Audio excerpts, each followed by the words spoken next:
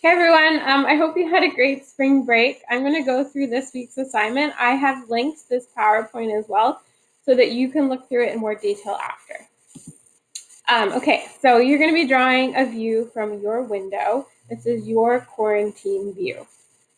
I want you to draw what you see, not something that you copied from the internet, but actually look out your window, pick a view, and draw what you see. Your task this week is to draw or paint a view through a window in your home. That could be your bedroom window, your living room window, your kitchen window, anywhere. If you live at Bodwell, you can do a view from any window outside of Bodwell. This is my example. I did this from outside of my condo. I used paint. I started with pencil and moved on to paint. At the end, my cat came and attacked my brush, so that's how she ended up in the picture.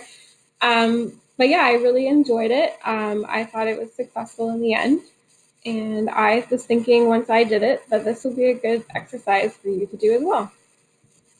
Another famous example is Henri Matisse. He included a lot of the interior as well as the exterior of the home. And another artist, Marc Chagall, quite a famous artist. Then these are some more artists that have done different views from windows using a lot more shading. So if you just have pencil, that's totally fine. You can do values, shading. For example, here are some more examples of different artists. You can see that some of these artists had more natural landscapes outside, and other ones, like the one on the right, is from New York, so it's more of a cityscape. This is from a recent article in the New York Times on different quarantine views.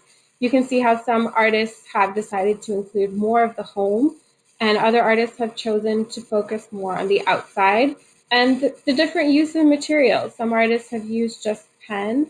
Other artists have used watercolor and a mix of watercolor and pen. For this, I would like you to work no bigger than your sketch, or I actually would like you to work your sketchbook size or bigger, so not smaller than your sketchbook. I would also like you to try to fill the whole page. Don't draw this tiny little thing on the page in your sketchbook.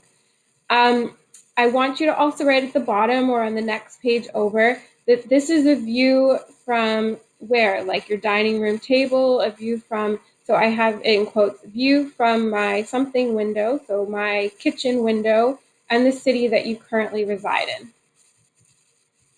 Some tips and tricks: roughly draw out the scene first with loose lines. Start with the biggest objects first in the scene. So there's a large house that you're focusing on. Start with that and then add more to the scene after.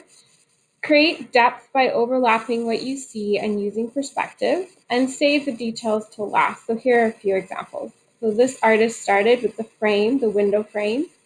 They then moved on to adding more detail, starting to add what is in the scene and looking at the different details. They even included the birds from outside, and then the inside they included the plant and the curtains. So you can make those choices as the artist.